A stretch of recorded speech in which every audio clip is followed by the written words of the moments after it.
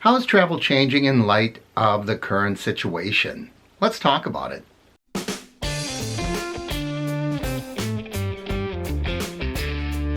Good morning, everybody. It's Joe time. And by the way, when everybody's huddled up for the next few weeks, like it looks like most people are going to be, think about getting yourself a Joe Time mug. It's got my mug in it, and we can enjoy our morning cup of Joe together. Information is down below. So in this video, we are going to talk about what it's like to travel in today's conditions. Now, this is just going to be a video in which I give you kind of my stream of consciousness. So there may be a few stumbles, there might be a few quick jump edits in this video, but I think it's going to have a lot of good information regarding my recent experiences traveling under the rather unique conditions that we're finding ourselves in today. So before we get started, if you're new to the channel, I'm going to ask that you subscribe by clicking my face down there in the corner, and if you do, don't forget to ring the bell icon up above.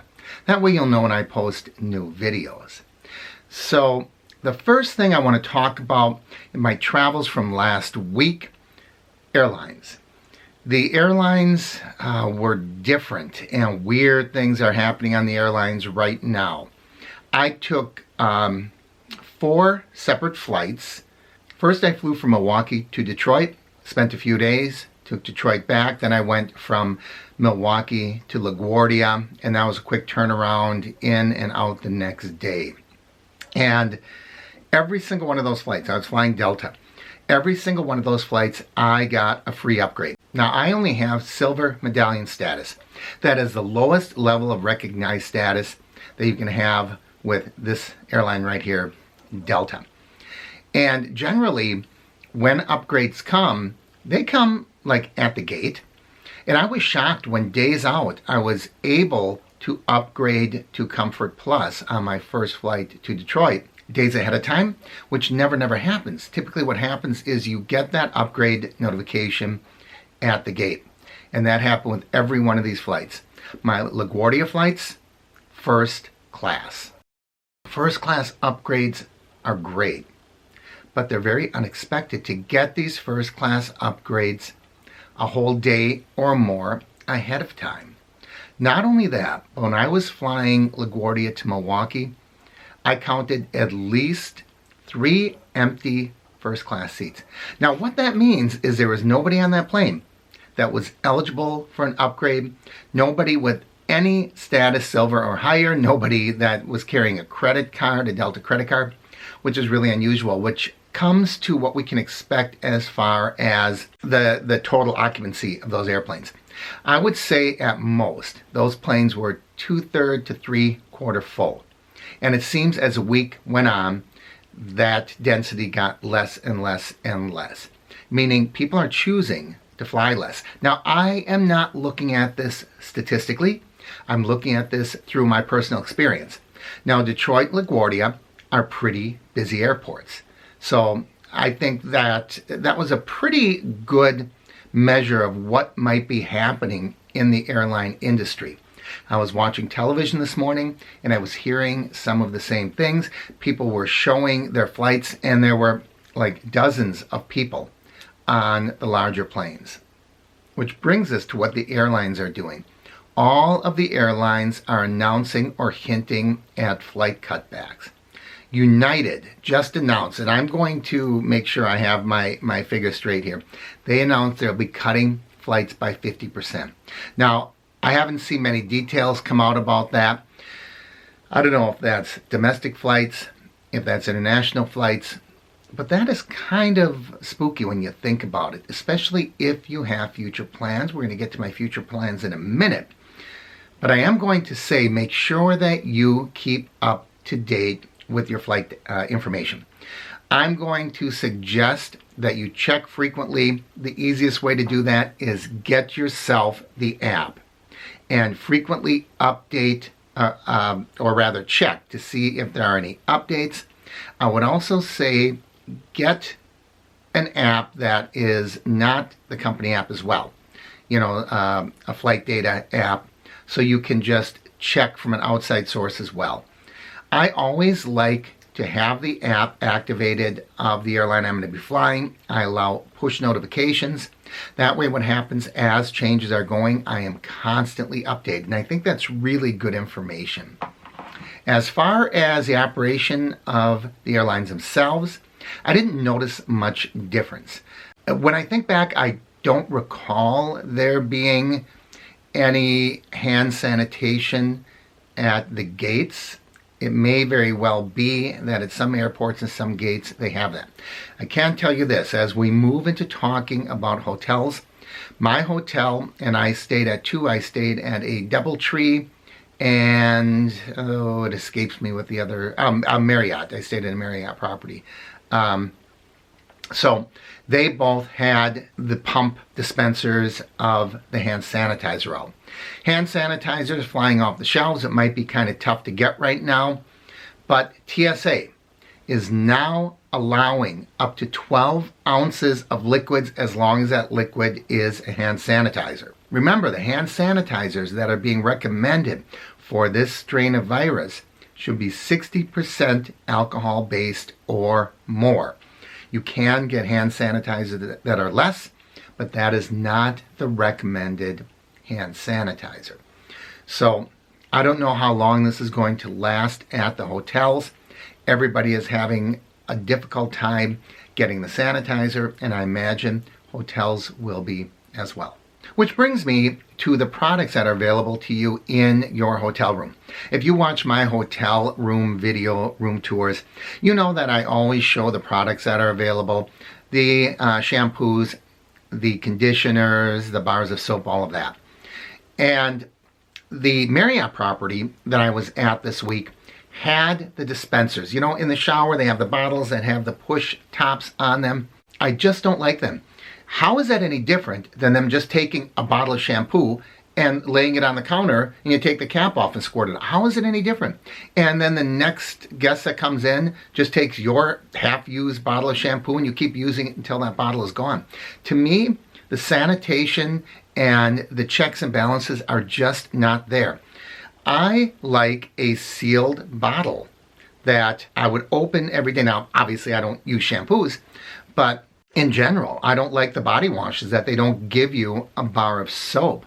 But this is one area that I implore the hotels, and I don't think any hotel people are watching this, but if they are, I will implore you to stop using the community body washes, the community shower and shampoos. So what am I doing?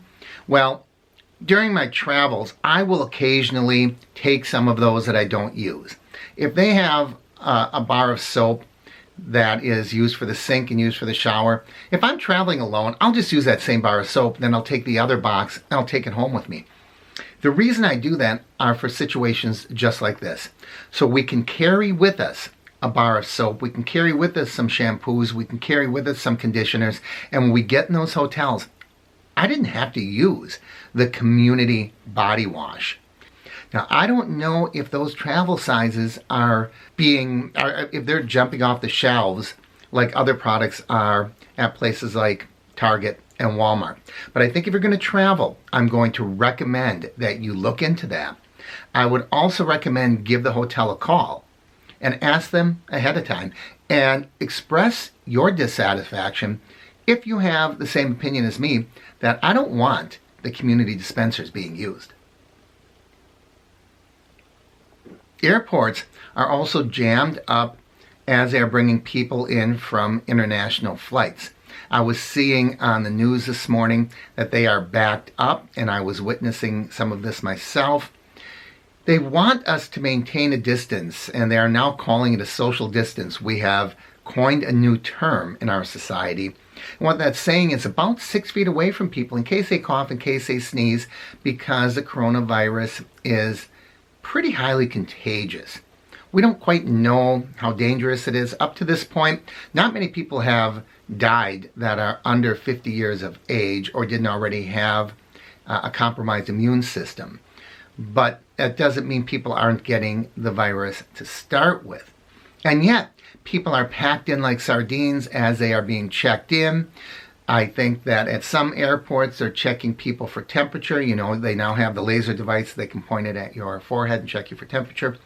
And those are some of the precautions that are being made at some airports, especially international ports of entry. I don't think you have to worry about that for domestic flying. But they're sort of doing the opposite of what they're recommending. So just be prepared for that. What about restaurants? I still feel comfortable enough to go out to restaurants, but you may not. So you might want to consider one of the food delivery services. Now, Uber Eats just announced they are not going to be charging delivery fees. They're going to be waiving delivery fees. What does that mean as far as the virus? I don't know. Your food is being handled by one additional person, that being the delivery person, but also fewer people. You're not going to have a waiter or waitress handling your food. By the time it gets to the delivery person, it's packaged up, it's covered. By the time it gets to a waitstaff person, it's open to the air. So you make up your own mind. I am going to avoid any community type of food. For example, if there are places that have the topping bars, if there are places on the way out, in one of my previous videos, I mentioned the Indian restaurants that have those little licoricey jimmies that usually are with a spoon that you spoon into your hand. I'm not sure what those are called, but I know I've seen people dig in with their hands. Anything that's open to the air, not covered, and is sitting out, I am not going to expose myself to by eating. Those are choices that I am going to make. I'll probably still go to restaurants, but I'm going to curb the type of food I eat and how I go, and also the delivery options. I'm going to really take those into consideration. What about the way we travel on the ground? Taxis, Uber, Lyft, should we use those? Well, certainly there is going to be more possibilities of transmission because more people are in and out of those vehicles. When this virus first came out, and I was talking about it on my channel, they were saying the most likely way to contract it is through human contact, sneezes, coughs, airborne. Now they're telling us more and more, wipe down surfaces, keep your hands clean. So I think they're starting to back off a little bit on that transmission, and they're being more cautious. So yes, I would say you are probably more likely to open yourself up to the disease by using these transportation devices. However, I do know that all of these rideshare companies are telling their drivers, wipe down surfaces, stay clean. How many are doing it? I don't know. If I get into a car and it looks dirty, to me that says this person is probably not as persnickety as one might be when it comes to wiping down surfaces, seat belts, any touch points, that sort of thing. I have been in some Uber cars that you would eat off the floors. I've been in some others that were disgusting. Cabs tend to be the dirtiest vehicles, and I'm very reluctant to get into a cab. Now this week I rented vehicles. I rented vehicles at both the locations I traveled to. But still, you know, at LaGuardia, you have to take, did I do it at Detroit too? I think so. You have to take the shuttle, the community shuttle, from the terminal to your vehicle pickup, your rental pickup. So now you're in a bus, and that certainly is not getting wiped down between rides.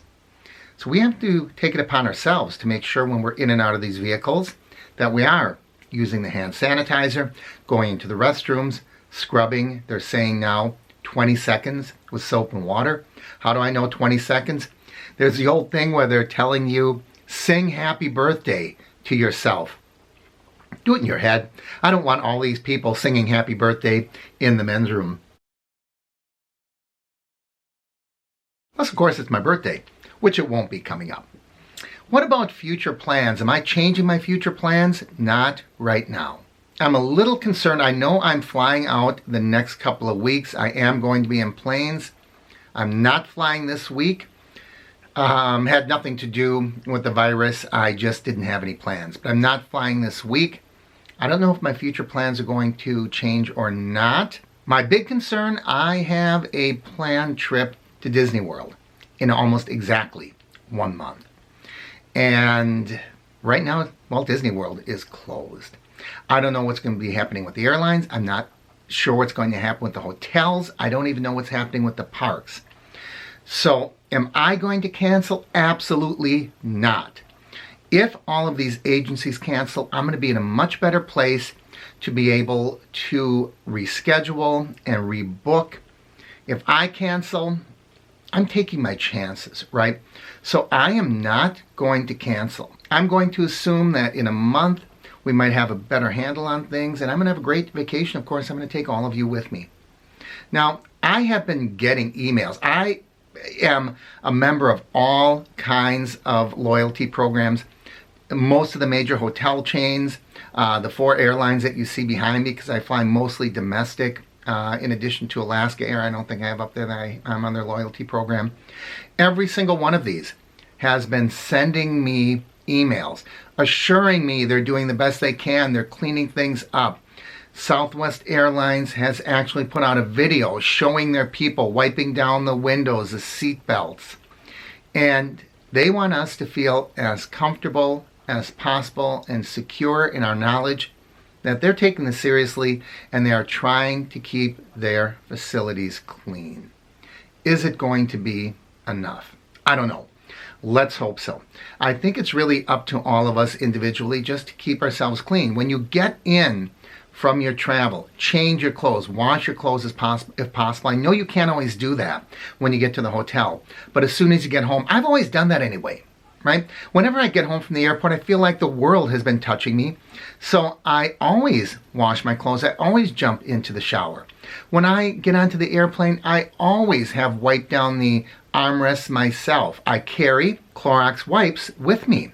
This is something that just came to my attention. Nosin nasal sanitizer, or Nosin, I'm not sure how it's spelled. I'm going to be utilizing this when I travel, and it's supposed to protect you. It says it kills 99.99% of germs, and it's moisturizing, which may help. I don't know. I'm going to use it. What about the mask? No. The mask, they're saying, is of little help. First of all, the weave of that paper fiber is not secure enough in order to keep the virus out in the first place. They're not HEPA filters. People don't know how to wear them. You walk around the airports, it's ridiculous. You'll see people with big gaps on the top, big gaps underneath. Sometimes they're carrying them down by their neck. So no, I'm not going to go to that extreme because it's probably ineffective. I am going to do the hand washing. I am going to carry the wipes with me. I use the Clorox wipes. I wipe down everything: armrests, seat belts, buckles, tray table, the surface in front of me that the tray table sits up against, my headrest, any pockets in the plane I might be putting things into.